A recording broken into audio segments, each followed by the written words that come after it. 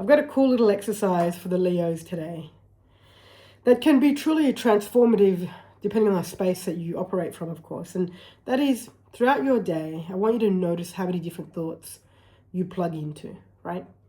Imagine a plug. And when a thought starts going off about what's not possible or whatever it may be, generally thoughts come from lack, limitation, and loss, right? I just want you to imagine, close your eyes for a second and just go, I'm unplugging from this thought, right? Unplug in your imagination. Notice how that feels. That's it. Then move on. You're doing something else in your day, another thought pops in, and the thought is, oh, I'm so frustrated, this is so annoying, or whatever. Stop. Unplug. Notice how it feels in the body, and then get on with your moment again.